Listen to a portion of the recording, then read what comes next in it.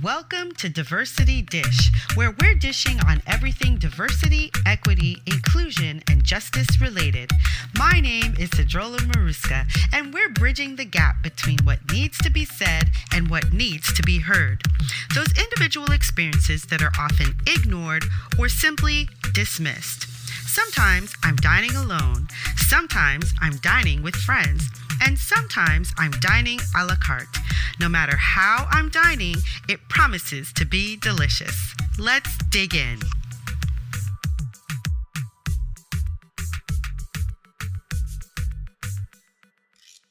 Dr. Tracie Q. Gilbert is an educator, writer, researcher, and consultant who uses conversation to help achieve sexual wellness and healing for Black people and racial justice in sex ed pedagogy.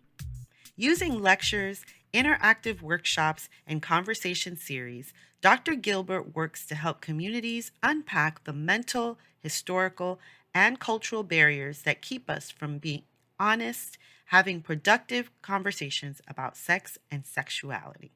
Dr. Gilbert has nearly 25 years' experience teaching urban youth, young adults, and their advocates. She received her Master's of Science in Education at the University of Pennsylvania and her doctorate from the Center for Human Sexuality Studies at Widener University.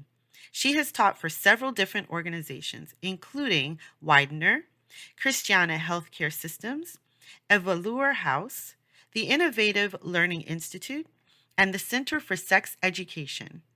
At present, she consults and conducts direct services through her independent agency, Thembi Anea. Hello, Dr. Tracie. Thank you so much for being on the show today. I cannot wait to get into this conversation with you. Hello. I'm very happy to be here. Thank you for the invitation. My pleasure. Dr. Gilbert, first of all, before we get into any of all this stuff, let's just learn a little bit about you and what you're passionate about right now. So that's such a great and yummy question. I think I'm really passionate about education right now. I think just because right now I'm in the midst of some conversations that are happening in my profession right now about adolescent sex education. And particularly, there have been some colleagues of mine who've been coming under fire for the ways that they talk about sexual health with young people. A lot of the traditional model has been this kind of preventative, sex will kill you, and here's how to protect yourself from it killing you and destroying your life, right? And what the new school, I consider myself included as part of that, what the new school of educators I've come to understand that is that that's not only inaccurate, but it's harmful. And so what many of us try to do is come from what I call a developmental place, where we really try to offer information that's rooted in the real experience of sexuality, which also may in fact include pleasure. And we teach from that lens.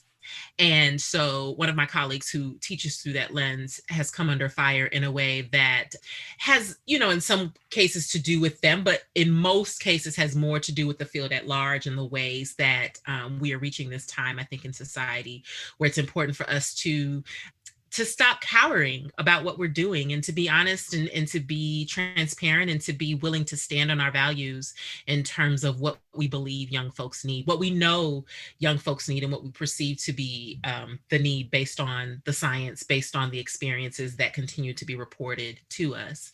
And so that's kind of been my thing in this immediate moment that I'm passionate about. So wow.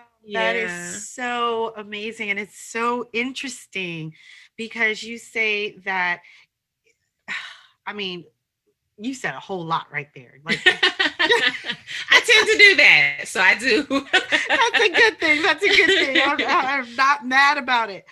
But to even think that we have to talk about the fact that sex is not a horrible thing, and that there may actually be some pleasure connected to sex. When we think about sex, I'm always amazed that the pleasure is the part that is always made to be taboo. Shame on you if you enjoy and you feel good and you Yeah. like sex, Yeah. right? Yeah. And And, so and and and I think even before you even get to if you like sex, shame on you if you feel good. Period. yes. Right? Like we have such a anti-pleasure ethos in our society at large, and I think so much of that by design trickles into sex as well. But the idea that you cannot feel good about life, that life is this hard arduous thing that you're doing because you try to reach some long-term goal that's going to be waiting for you, maybe when you die, maybe when you retire. There has to be some type of letting go, but in the meantime, Yeah. the spoils, the valor comes to those who work hard and who struggle and don't feel anything other than pain. And Ooh, it's yes. just time out for that, It's right? It's always yes. been time out, but we're definitely seeing like that's not sustainable. That's not a sustainable model. Hey, how would it feel to use your talents in the cause of social justice? It's no secret that Black, Indigenous, queer, people of color, or those who are part of any marginalized group don't get a fair shake, experience systemic racism, and must work harder for the same rights and privileges that white people receive just by virtue of their race.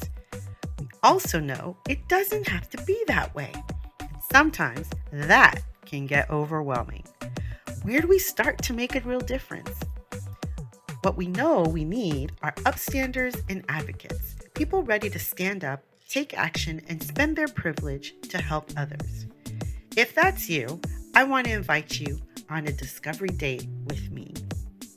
Discovery Date is a full day immersion in your passions, talents, and desires to help you create a blueprint of powerful, focused action where you'll make the most impact. On your date, we'll discover your strengths, we'll find your lane, and we'll begin your journey. It's just that simple. Discovery Dates with Sedie. If you want to know more, just go to sedruolamaruska.com/discovery dates. Hey, what are you waiting for? Come on over. I'm waiting for you. It So really isn't. It really yeah. isn't. And I'm happy to hear you say that because one of the reasons why I have decided intentionally to also, my work is in talking about equity and inclusion and, social justice and that sort of thing. But I Yes. have intentionally set aside Friday through Sunday to talk about the joy, Black Mm. joy, because Yes. I feel that Yes. it gives a skewed image of Black people or even people who are just fighting for justice, for understanding, for humanity, Absolutely. that that's Absolutely. all we do. And we're just, 24/7, we're down and out and we're We're sad and we're fighting and we're fighting arguing and and we're we're yelling and exactly. absolutely. I think you would have an amazing conversation with my sibling, Jamie Campbell, who has pivoted. Like Jamie for a long time was doing work around DEI and just ended a pretty lucrative position doing that work. But one of the things that he just really leaned into was just this idea of like, of I'm tired of fighting this fight. I'm tired of making it a fight. What I want to do is support folks of color to Yes. be at peace, to be in spaces. And he specifically talks about Black joy. Like that is his centering of his work as well. So I'm like, y'all two need to chat. I We think need you'd have to a really chat. amazing We conversation. do. Because I am so about it. Because you know what? I have a lot of joy in my life. Yes. And having that Yeah. joy should not make me feel like I'm not doing my part in this fight. Absolutely. Yeah. Having Yeah. that joy is what we're fighting for, is it not? Right. And That's the so it's point. That like exactly. that and also I think it's important to understand that for many of us it's a many of our ancestors, many of our elders, it's a lifelong journey, right? So it's Yes. not that you're going to reach some place and you're like, now we have liberation, now we have joy. It's like, no, you have to have them together. They're literally one in the same. And so as you're moving about your life and you're having those moments where you're calling out things and you're raising ruckus and you're having these conflicts and addressing them, you also have to acknowledge that even within that there has to be space for joy. There has has to be Yes. space for rest. There has to be space for peace, or else it's not worth, none of it is worth doing. None of it is So worth doing. We might as well absolutely. just go about with the status quo and not worry about it all and just Exactly. say it doesn't Exactly. matter. And in that case, why Absolutely. bother? In No. that case, No, we're not doing that. We work, we're not doing that. So, We're not doing that. That is exactly right. yes. So I love that, I love that your passion, I love where your passion lies. And I think that, can you tell us if you believe that your passion lies within the realm of what you believe to be your superpower? Ooh, that's a great question. I think so. Yeah, because I believe that what I perceive myself to be good at and what other people perceive to be me to be good at, and when I say good at, I mean like what is beneficial, what is healing, what is helpful. Mm-hmm. Um, it extends directly from the things I love to do. So Mm-hmm. facilitating conversations, asking deep probing questions, Mm-hmm. thinking deeply about concepts, Mm-hmm. being with people, with their energies, with their emotional, social emotional needs, being with Mm-hmm. them and being present to help facilitate them through those processes. Like, yeah, all of that is passionate for me. Like, it's a passionate draw for me. I am one of those people who perceives themselves to have a clear purpose in this life, and a clear vocation, if you will. And so I think I finally, within the last few years, have kind of reached that sweet spot where I'm in my lane and in my zone. And Yes. so, yeah, absolutely. I think I am, my superpower does match up with my passion. Absolutely. Ooh, I love it. I love it. So tell us a little bit about what it is that you have studied. Where is your zone of genius and what you do? Yes, I love that zone of genius. Come on, Yes. zone of genius. I feel smart. Okay. So for me, my expertise, my zone of genius is in the realm of sexuality, and particularly looking at the ways that racialization has affected sexual experience for descendants of African American or Africans enslaved in the United States. Mm-hmm. And so generally speaking, you could call that quote unquote Black sexuality, but really it is about imagining or thinking about what it means to be in a Black body, as a sexual being, as a function of this experiment of being in the United States and having gone through what that process was like. And Mm-hmm. so, yeah, that's my specialty. It is particularly, I'm particularly interested in both the affirming and deleterious things that have happened. And Mm-hmm. so my work is research based. It is Mm-hmm. based on my dissertation work, a grounded theory study that I did, where I talked to regular degular schmegular Black folks, ask them questions, and then I use that to articulate a theory. So the Mm-hmm. specific theories I've created are the Black sexual epistemology, which is a Mm-hmm. way of moving about the world as someone racialized as Black, moving Mm. about your sexual universe as someone racialized as Black, and also the sexiness engineering model, which is a way that all folks can go about the world organizing and expressing and negotiating their sexuality. And so that's my jam. That's my stuff. That's what I do. Ooh, you're gonna have to break it down for us a little bit, I think. 'Cause Yeah. Right. I know it's real academic, but basically, if you can imagine yourself being in a music studio, right? So, Mhm. a music studio where people record CDs and songs or whatever, and you recognize that when you come in, one of the main things you see is a control panel that Mhm. has a series of like sliders and rows and things like that. And Mhm. so I imagine that a person's sexuality is kind of like that. You are in this space that represents the fullness of your sexual universe. You Mhm. come in as what I call the erotic self, which is the chief kind of arbiter or the leader of your sexual experience. You Mhm. come to the panel and you have access to 8 different channels of sexiness. And sexiness, that is literally like the stuff of sex. So if you think about what sexiness to you, you might think, you know what, when I am with my lover and we are getting it in and I get this good orgasm and that's sexiness to you. So in that case, you might access the channel of sensual pleasure. Or if you're someone who's like, you know what, sexiness to me, when I walk in a room and everybody's staring at me and I got my bomb dress on and I'm like, that's sexiness, in which case you would access comportment, right? And so as you're coming to this control panel, you have access to all the channels and you negotiate, you put them where you want them to be in terms of the level of expression you want to have, or the level of sexiness from that channel you want in your life. And so you as the erotic self are interacting with these channels of sexiness. But then, you know, you're also in societies where you're coming up against other people's control panels. You're existing in systems that say, hey, you ain't got time to have sex. You got to go do this job. We don't like that you are this sexy. You need to tamper this down. You're born with something that you perceive to be a disability, or you acquire something that you perceive to be a disability, such that you're like, well, I can't quite access it the way I want to because this is harming my body or it's affecting my body in a way. That's called the gain in music technology. And that's like, it either amplifies the signal of your channel or it weakens it. In the model, we call that external influences.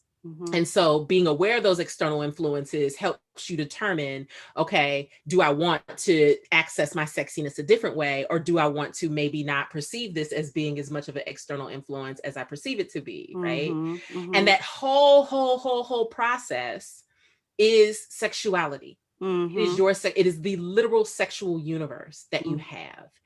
And so each one of us is in possession of the capacity to create our own symphony, if you will, of sexiness. And for me, what's most important is how clearly are you in communion with your control panel? How clearly are you aware of what's accessible to you, and how powerful do you feel in your capacity to create that?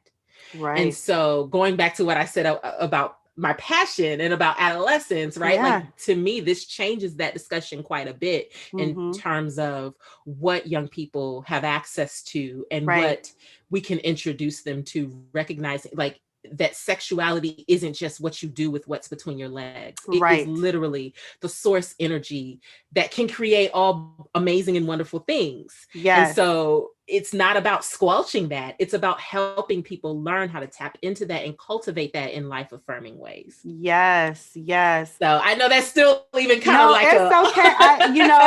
but hopefully it's a little clearer to folks. It is. It very much so, because I think as you're talking, I'm thinking about my 10-year-old daughter. I look at and I see how free she is in terms of her sexuality. And it's not because she's trying to have sex, right? But it is simply because she is learning how to move about in this world and what makes her comfortable. And so when you say that people are like, no, you can't talk to young kids like this, or you can't give them this information, you have to kind of squelch it. I go, no. You have to allow them to express themselves, because if you can't express yourself in one way, you're going to express yourself in a different way. Absolutely. And whether that different way is beneficial or detrimental is a crapshoot. Yeah. And often, because sexuality is so demonized, often it does become detrimental, right? And I think we have an amazing researcher I want to lift up, Shamika Thorpe, and I just want to lift her up real quick because I was just looking at her page now. Dr. Shamika, she's telling the story. She's doing the research of Black folks now who are adults, who are reflecting back on what their childhood experiences were like. And they're showing the damage that has been done. They're talking about the damage and what those effects have been on them. And sure, we can say, resiliency is something that's really common in our communities. Yes, you can bounce back. It doesn't harm you. But also, if we know better, why not do better, right? If we know that it can in fact cause unnecessary harm, then why are we saying, well, no, we just got to do it with the new, that's what I got. So the new generation, no, cover your ears, cover your eyes, no, keep your, like, it's not useful. It's not Right. useful. You have to grow. There has to be Yeah, growth and evolution in everything. And this is no different. I don't absolutely. understand why, how, and if you know, please share with us. Like, how it came to be that sexuality or the expression of ourselves in that way Sure. became to be so demonized. Sure. Well, I can offer you kind of what my research has shown me, or what my kind of my perspective is on it is, and particularly Mm-hmm. looking at the experiences of Black folks, right? Mm-hmm. So we know that there was both the stealing of Black bodies from the continent, as well as the colonization of African cultures on the continent, Mm-hmm. right? And so a direct motivation for that had to do, and a direct byproduct of that was sexual repression and erotic repression, right? So Mm. we had these puritanic European folks who came to the continent, and they saw the ways that Black sexuality was just, African sexualities were just kind of living and thriving, and they bastardized that, and they Mm-hmm. misinterpreted what that meant. And their whole process, if you like look at the history, it's not a surprise that the vast majority of those folks called themselves missionaries, right? They were trying to, save the Save. savages. They were trying to, and part of that was, we've got to get all of this out of you. We got to, we've got to release all of that. We've got to save you from yourselves.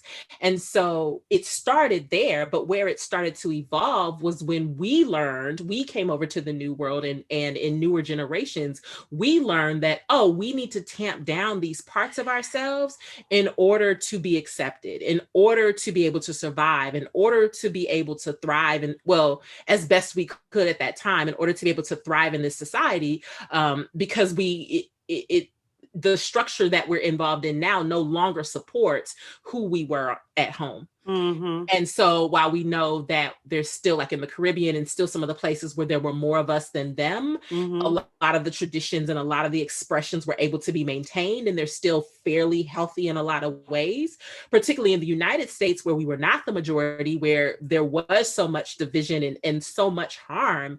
A lot of us are like, like, we lost a lot of that. And so a lot of it was literally beat out of us. It was killed out of us. It was shamed out of us. and Mm-hmm. and then when you add on, even though it had some of its positives, when you add on the influence of religion, when you add on the influence of our own churches Mm. perpetuating some of these rules and ideas, then it got to the place where it was like, yeah, like, at this point, we don't even want to talk about sex, let alone like Feel it like or feel it or be it. At the same time, though, we were still having sex, right? right, So there's that interesting right, juxtaposition of right. like, well, yeah, it just really, really goes down under, and nobody talks about it, even though everybody's doing it, and in a lot of cases, even in more harmful ways.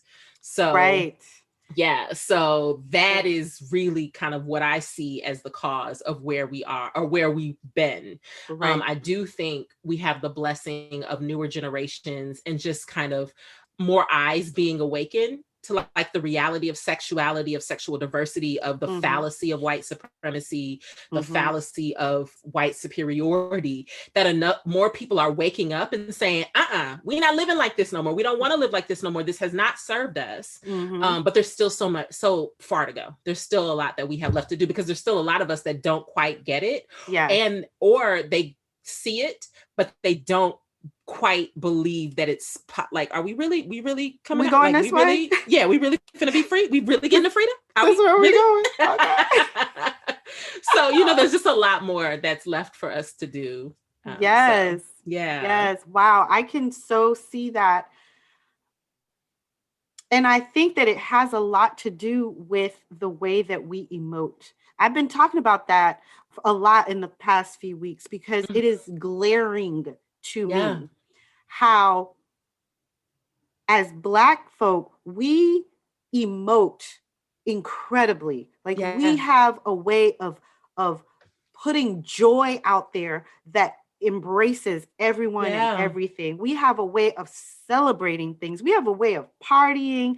We just have a Absolutely. way of just, Well, we're corporal people, right? Like yes. we always had that awareness of intuitive corporal knowledge, right? Like Yes. it wasn't just, oh, we just out here moving our bodies. It is we are in touch, we're in tune with our spirit. We're in Mm-hmm. tune with the salience of spirit as a universal concept. And I Mm-hmm. think that's a big piece of why we were able to kind of latch on to religion so strongly at the beginning. Because it's like, oh yeah, we believe that. We believe in one spirit. Mm-hmm. Just didn't realize what that meant in terms of how it was being Right. interpreted elsewhere. But yeah, our ethos, like everything we do isn't just about what's in our heads. And that has always been traditionally Eurocentric thinking of like, Mm-hmm. I think, therefore I am. Mm-hmm. And it's like, that's very different than what we know as part of our ethos is I am because we are. And it's Mm-hmm. still all being, not just thinking about it, but literally being in it in our bodies. Right. And so that's still, I think, the fortunate thing is that even in spite of the mental colonization we've been through, you still see our spirit. It's always there. It's always been there. Like we go back all those decades and years, and it's always been there. Always. Yes, absolutely. For sure. Absolutely. So that is really says a lot. I mean, when we talk about resilience, we talk about resilience in the community. Mm-hmm. I think a lot of times that's what we're talking about, and we're not realizing that that's what we're talking about. Yeah. But it's that ability to continuously know that Yes. it is about a we, and we are not that I think, therefore I am, but I am and I feel, therefore we are, because we Yes. feel each other and we are, Yes. together. Yes. So you talk about sexual wellness and sexual healing Mm-hmm. for Black people. And I would like for you to expound on that just a little bit. The sexual wellness and the healing that we need within our communities, or individually. That's such a great question. And I think it really just extends beautifully from the conversation we've been having. So when we think about the racialization that has happened for Black folks, if we look at it, you can recognize that it runs inherent with the sexualization of Black folks, the hypersexualization of Black folks that has occurred from our society. And I mean that to say the ways in which we've codified Blackness as being hypersexual, right? We've codified Black bodies as being grotesque and explicit and pornographic and all of these things. You can only imagine, or you have to, I would imagine that you'd have to at least question if this has been a systemic generational process that has occurred over generations on top of the actual physical violence that has occurred to Black bodies in this country. Then the question for me is, what has that done to the regular, schmegular Black person trying to move about the world, right? We know that ancestral memory is a thing. We know that the trauma that it lives in our bodies, that it can be passed down through the DNA. And so in my mind, when we talk about sexual healing, when we talk about sexual wellness, we have to start with, well, what are the pieces that have been making us sick? Right? Like, what are the things that contribute to us being sick? Because, we can say all day, okay, sexual wellness, what you need to do is start giving yourself an orgasm every day. And you need to start telling that person you want to be with, that tell them you want to be with them. That's all good stuff. But it's very much like putting on a Band-Aid. Have you solved the illness? Have you dealt with the sickness? And so to me, it goes hand in hand, really starting with saying, what do I know to be my experience of this phenomenon of racialization, right? There's lots of folks who will say, oh, it ain't got nothing to do with me. Maybe it don't. And I will also say there's a lot of it that's subconscious, that has been so ingrained that we don't see it until someone points it out to us. Right. And I tell this story, I feel like I'm gonna tell this story everywhere I go. And it's funny because the person, I don't know, at some point, maybe I'll meet the person who said this to me, but one of the folks I interviewed, or I'll meet back with them, one of the folks I interviewed for my dissertation, I asked them to talk about the experiences of race. And they were like, no, ain't none. I was like, okay. cool. It's not far be it from me to impose that Right. on you. Yes. At the end of our conversation, though, I started to just have general, like you said, like general last minute comments and things. Yes. And she proceeded to tell me about how she was engaged to be married. Oh, that's great. Super awesome, right? She was like, yeah. And I've been working on my fellatio technique because he has a history of dating white girls. And here was this clear situation that she could not see, Right. that was Right. Right. literally embedded into her psyche, right? Yes. Right. And so when we talk about healing and wellness, it is about doing that deep work and saying, what have I been taught? Right? Like, I think a lot of Mm-hmm. therapy folks, a lot of my therapy colleagues talk about, like, how have these systems shown up in your body? Mm-hmm. Right? Mm-hmm. And it's not easy work to just kind of sit and write. Like, you have to sit and expose yourself to things and see what comes up for you affectively, because again, we African people, we live in our bodies. And so Yes. very often it could be something that's in our body that we have not yet brought to our consciousness, because that is how we've historically processed things. Mm-hmm. So Mm-hmm. sometimes it's just sitting and saying, that thing, mama said that thing when I was 6. Mm-hmm. It's still living with me Mm-hmm. here in my belly, Mm-hmm. here in my womb, here in my brain, and doing that work to figure out, this thing, does it still serve me? Mm-hmm. I have an opportunity to redirect. I have an opportunity to, and so it's that work. That's the Mm-hmm. work of sexual healing to me. But it Mm-hmm. starts with acknowledging the thing, So Mm-hmm. I always use Mami Yala's words: call a thing a thing. When we call a thing a thing, that gives us an opportunity to focus our attention on it and let it speak to us. Yes, call a thing a thing. It's Yes. so interesting and this is kind of away from the sexuality. I don't know if it is really, but when I didn't get married until I was 34 years old. Mm-hmm. But being from Caribbean background, Black woman, I was already like, people were already like, hey, Yeah. when's this Yes. happening? This is absolutely sexuality, by the way. Yes. And, initially you answer the question because you feel you need to answer the question. Mm-hmm. Well, I don't know, or I Mm-hmm. just haven't found the right person, Mm-hmm. or, what have you. And when all my friends were married and I was still unmarried, Mm-hmm. I had to out loud talk to myself and Yes. tell myself that I was okay. Yes. I am okay. I am Yes. fine. I cannot just pick up a man off the street and get married. This is not a thing. And Yes. why do I need to be married? I had all Yes. these questions. And once I started to ask those questions and I started to go through the answers and I started to really internalize or deprogram myself to thinking that I had to be married, I started saying, you know what? I'm also waiting for a man before I buy a place to Mm-hmm. live, to use the dishes that my mother has given me. Mm-hmm. Right? Right? Like I'm waiting for a man to give me permission to use the dishes that are Come mine. on. Come on. Absolutely. Right? How Right? many? I was going to say, it's probably some listeners listen to us now that's got whole lingerie sets they ain't used They yet. haven't used because They they're have not waiting. used yet because they waiting for a man who may or may not come. Don't get me wrong. He may come, He but may he also come. may not. He And may not. even if he did come, it's okay. Like, he ain't gonna be mad that you already used that lingerie, sis. Like, he's not gonna be mad. Not if he's the man for you, right? Right. Like, do Not I if want a he's man that's gonna be mad if I use this lingerie if already? he's the one, if they are the one for you, they are not going to be mad. They're going to be happy that, ooh, look, I get to Yes. see it now all the time. Right. When I want to see it. Yes. So I really can resonate with what you said in terms of sitting deeply with things that come up Yeah. and really questioning why you have that feeling, why you're Yeah. in that place. Does it serve you, and how Yeah. is it serving you?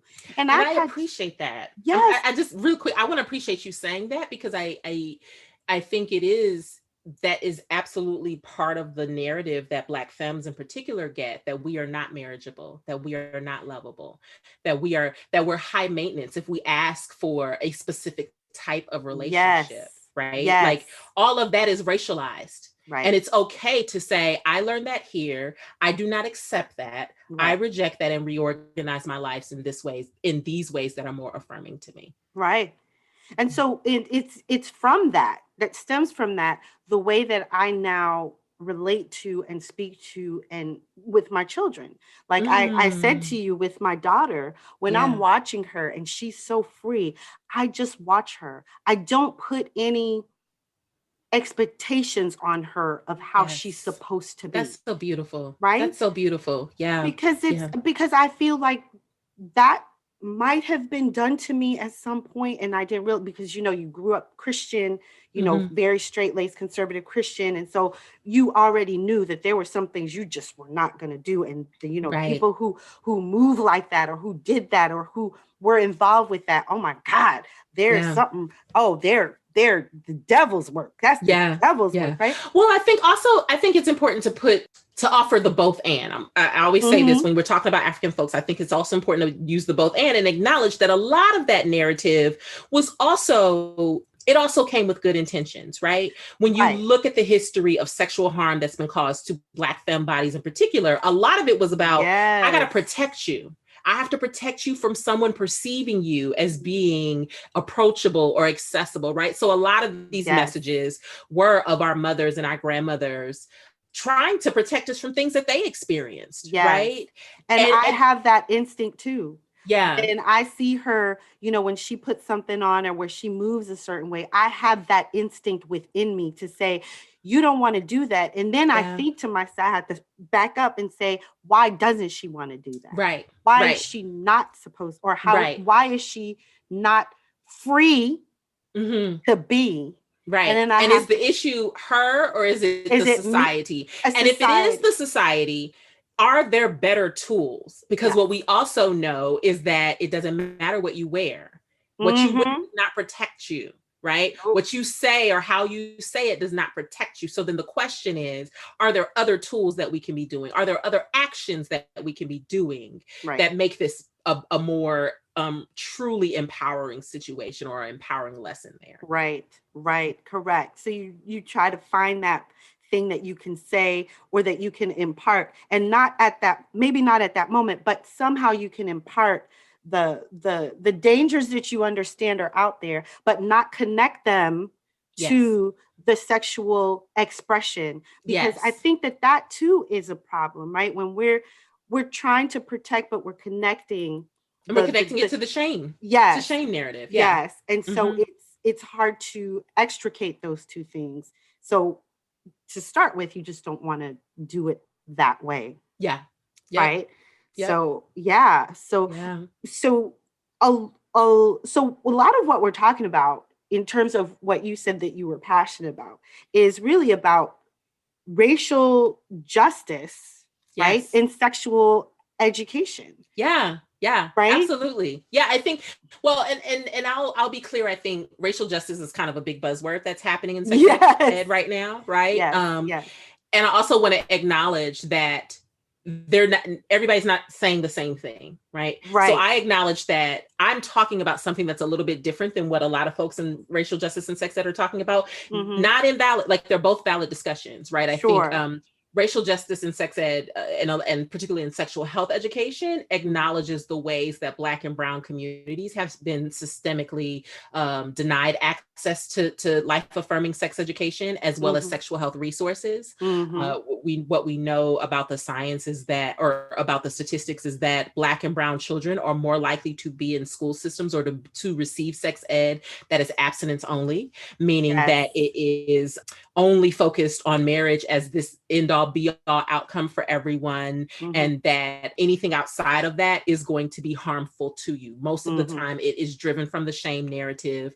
Not to say that abstinence in and of itself is quote unquote bad. That's not what I'm saying. What I'm saying is abstinence only narratives tend to really force this idea of sex is harmful, it will kill you, and if you're doing it, there is something wrong with you, right? and this is before we even get into, folks who have same-sex attractions, folks who may identify as something other than cisgender. It just really is, it's not you. Again, we go back to what's useful.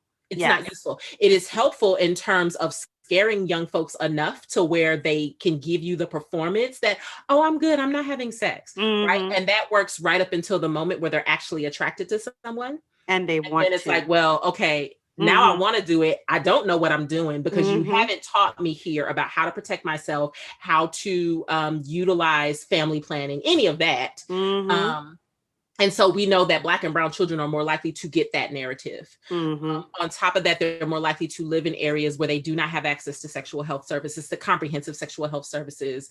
We know that in the curriculum, it tends to center a particular type of adolescent sexuality. So usually suburban white, middle to upper class experiences. And it kind of asserts this norm of, and that's even in comprehensive, it asserts this norm of who is the sexual being. And so it often proposes examples of sexual expression that aren't actually what young folks are like young folks of color are experiencing.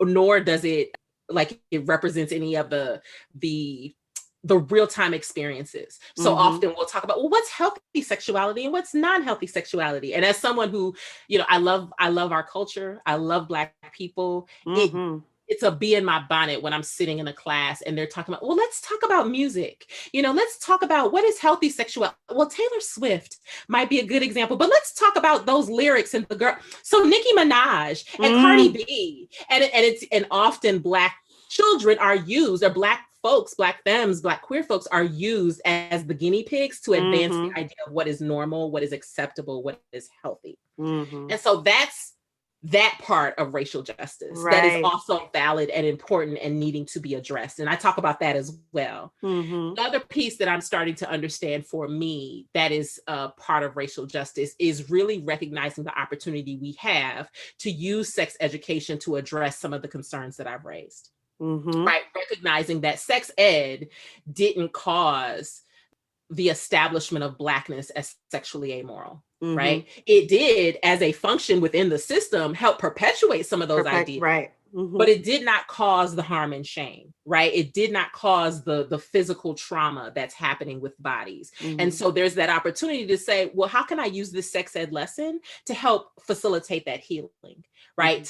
It's not, again, sex ed didn't cause it, but sex ed can perpetuate. Often what I see is that sex ed, because that we tend to see sex ed only focused on young people. And it follows the traditional education model of like, we take your child out of your home, out of your community, we bring them over here into this incubator to give them the knowledge that they need so that they can then go back and serve. Right. And one, that's not how we do things in our community, right? Like Black parents will tell you, ain't nobody finna raise my child but me. That's my child. How dare you? Right? But then it perpetuates this idea. It perpetuates this idea that parents and communities do not have the capacity to be part of teaching their young people and to be part of the teaching process. And then three, it denies the fact that much of the harm that is happening in our communities is generational. So you're gonna quote unquote heal this child. And then what about mama and grandmama and the uncle that was doing, and the auntie that had, you know, all of these different folks. And for me, that's antithetical to how we do things in our community. So to me, really racially just sex ed, it pushes past this idea of any type of binaries. It recognizes that this shit's messy. I'm sorry if I'm not supposed to. No, it's okay. It's okay. That this is messy and it requires, it's an art more so than it is a science. It recognizes that we have to, in order to really create healthy circumstances, we have to pull away from these isms. We have to pull away from whiteness as the rightness. We have to pull away from cis heterosexism and that connection to whiteness, right? We have to pull away from ableism, all the different isms that creates this hierarchy of whose bodies and whose sexualities are worth paying attention to and whose aren't. And we have to recognize that it has to happen in community.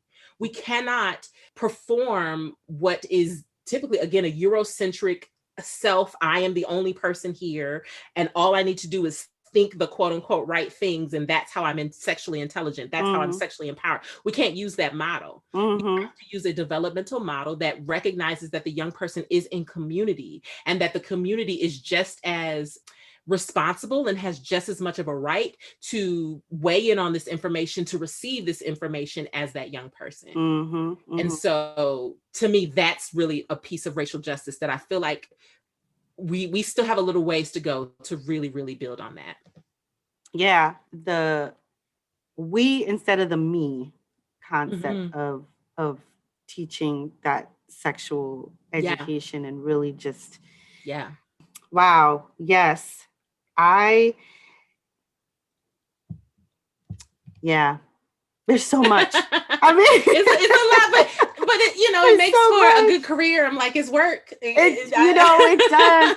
And it's so needed. I think that it's so needed because I think that for whatever reason, the community at large shies away so much from speaking about sex. I mean, when my son was little, I said, I'm going to call body parts what body parts are supposed to be called. Yes. We're not calling it a wee-wee. We're not calling it your little friend. We're calling it a penis. And my daughter as well, the same thing. We're not calling it a shoo-shoo or whatever you call it. We're calling it a vagina. And don't get me wrong, because I do think those names represent the creativity in our communities. Oh, right? So absolutely. I do. Calling things sugar walls. Like, I love that. Look, I can get down with any of those. But and it needs to be a both and, because you also need to know the technical. Because if you don't know what the real name is, yes, and there's a problem, right? Yes. But then there was also this thing. So when my son started school, he took the bus. He was taking the bus. He was going to first grade. And I get a call from the principal. Now, mind you, I live in a predominantly white area. And so I get a call from the principal, and the principal says, okay, so I'm calling because there was an incident on the bus. I was like, well, tell me what happened. Right. My 6-year-old son. Well, he said penis on the bus. I was still waiting for the shoe to drop. I'm like, okay. Right. Yeah. And he says, yes. So it's probably, I don't even remember what he said, maybe to the effect of some people may feel uncomfortable with that or what I don't even remember. All I remember is he said penis on the bus, and I thought, and tell me more. Like, right. It wasn't they were showing, like, what were they doing? What was the context? There was no showing. They were talking, and he was just talking about it. I'm not sure what they were talking about, but he said penis. So penis stood out to everybody. Everything else was gone. Like the rest of the story, it's like a record scratch. Oh my gosh! How amazing! To myself, I'm like, how sweet? How? Right? How is it that this is the right word to use? Right. But this is the problem. Right. And what's interesting to me is what I perceive to be is the reaction to there being conversation about sex, which is interesting because had he not used the word penis, you wouldn't even know what they were talking about. And they'd still be talking about sex. They would still be talking about sex. So it might be useful to have them use the words so we can recognize what is actually happening in terms of their conversations and be attuned enough to say, okay, I see what y'all are talking about. That's normal. You said this thing. Let's talk about that. Yes. Right? Or let's get the right information in here. Yes. That's really not. Let's recognize when we need to establish boundaries, right? So this may not be the conversation for us. But if you don't know and they're just talking about a willy whacker, you don't know what that. And they just willy whacking and and you just you're like, they're talking about willy whackers. Right. Right. We're trying to help you. We're trying to help you out. We're trying to help you out. And so I had to turn to my son and I said, okay, first of all, penis is not a bad word. It's not a bad word. Right. It is actually the right word to use for your body part. Right. So I want you to understand that some people are a little uncomfortable because they don't use that word because it makes them uncomfortable. So I think that you need to, although you know the word and you know exactly what it's about, you might want to not use it on the bus. And, because I was like, okay. Right. So I had to talk to him about using the right word about the right body part. And, just, but Right. these are the, But that's also an important skill, right? Because we yes, recognize that, particularly in a society that still has some challenges when it comes to Black folks and wanting to regulate Black bodies, right. the ability to code switch is still valuable, right? The ability Yes. to like master your ceremony and recognize, okay, this is not a safe space for me to be myself. That doesn't mean there's something wrong with me. That just means I need Yes. to shift in order to make it through the situation. That's Right. still a valuable skill that young folks need. It is a valuable skill, and it is absolutely something that they need. And, and I know that to be, Yeah. and Yeah. and, on the one hand, you don't want it to have to be the norm, the thing that needs to be done. Sure. On the other hand, people aren't ready. Yeah. And it's less about what should be and more about what is. What is. It's right. just recognizing what is. And that is the big piece too, I think is important to really kind of, I'm feeling the broader conversation around, folks who might be like, well, why is it that I should have to do this? And why should my kid have to da da da da da? It's not about a should. It's not right? a should. It's about just, what is the situation, right? Yes. Is this going to help you? Like, is this battle worth right. dying for? Like, right. are you is this the hill you want to die for? Right, exactly. and in most cases, it's not. Okay, fine. Right. And then when we get home, we're going to talk about what was y'all talking about? Talk about your penises. Tell me. I want to know.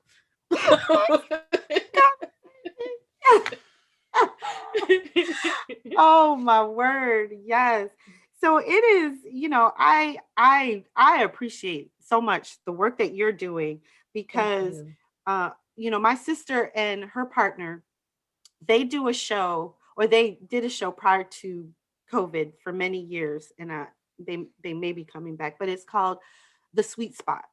And what they do is they bring sex positivity for all. So it's all inclusive, and they talk about sex. They it's a burlesque show, but it's a burlesque in the old style, in that you have a burlesque dancer, but you also have like a comedian and a poet and a reading written word, and they demonstrate some BDSM, and they do all of this in a space that they create as a safe space, mostly for Black people, but open to everyone who's ready to, confront that sex positivity, to realize that we are sexual beings. We do have these thoughts and ideas and feelings, and we move in certain ways, and we have this, and we need to be able to acknowledge it. Yeah. And so I love that you are doing the education of it.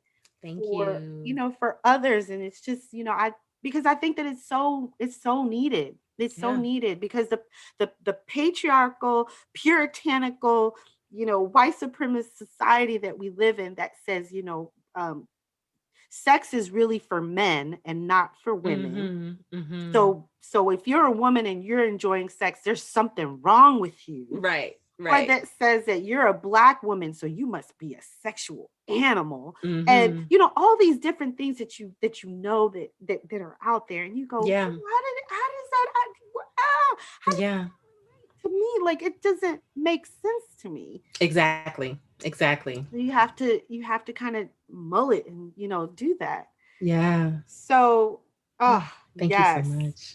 Thank you. So you have a podcast. I do. And it is called what? I'm going to link it in the show notes for sure. But yes, please do. It is called TSOB with Dr. G. And TSOB is an acronym that stands for The Sex Ed of Black Folk. And it is particularly conversations that I have with Black folks who do sexuality, whether they're educators, therapists. Most of the time it's educators, but just professionals in the work, talking about their experiences as, Black folks doing this work. And a lot of times, and to me, it's rooted in culture, and it's rooted in our lived experience. And I bring people based on what I perceive to be their, what did you say? Their zone of genius. Zone of genius. Yes. So I invite them to come in, and we usually have a good old time. And so I can imagine. I know. I listened to one. I was like, yes, this is awesome. So that's fantastic. So I'm definitely going to link it in the show notes so people can find your podcast. Please. And then you have a book coming out. Tell us about your book. I'm so excited. Yes, I'm super excited as well. It is a labor of love that has been 5 years in the making. So the Wow. book is, it's coming out on Routledge. It's called Black and Sexy, A Framework of Racialized Sexuality. And it's Yes. essentially covering the theory that I talked about, Black sexual epistemology, just looking at sharing notes from my research that I did with folks, talking about what sexiness is to them and how race informs that. And so it is more of an academic book. So if that's not your jam, you may not want to pick it up. But if you're into, just kind of nerding out, like, please, I would love it. And it has really good stories. Like, I've included quotes from folks. So, and they're, they're spoken just like we speak in real time. So it's accessible language in that regard. And I've also included a couple of stories that in my mind represent ways to kind of think about how race has shown up. And so hopefully people will find some resonance in them and be able to kind of sit and think like, oh, wow, I never thought about this. Like, if you can leave and have that, then I feel good. I feel like it'll be a successful read for you. So well, definitely good. Well, keep me updated on when that comes out so that we can, push it for those who are ready and willing to hear these stories. Yes. Because I think it's, it's important. It's really important for sex positivity and to be, to learn as much as possible about how to heal ourselves from like you said, the generational traumas that have come down and those things that are related to sex and how we can heal from those and go forward more positively. Absolutely. So absolutely. Thank you so much. So the last question I have for you, which I ask all my guests before they leave, is what is your favorite dish? I love this question. And it was so simple. My favorite dish of all time, ever, ever, ever, is pizza. I love pizza so much. And it's funny because, like, shouldn't you like something fancier? But I'm like, gourmet pizza. I'll eat gourmet pizza. I'll eat, like, I just love pizza. What's your favorite topping on a pizza? Mushrooms. Okay. I love mushrooms as well. So, don't get me started on pizza. Pizza is yummy. So I love it. And I know, a lot of people love pizza. It just works. It's just perfect. It's perfect. Oh my goodness. Well, thank you so much, Dr. Tracie, for being here with me on Diversity. This has been such an educational experience, but just so much fun talking to you. So thank you. Thank you so much. Thank you all for listening. Hey, did you enjoy that episode? If so, please be sure to subscribe, download, rate, review, and share. It would also mean the world to me if you became a patron over at Patreon. The information is in the show notes. Thank you, and we'll see you next time.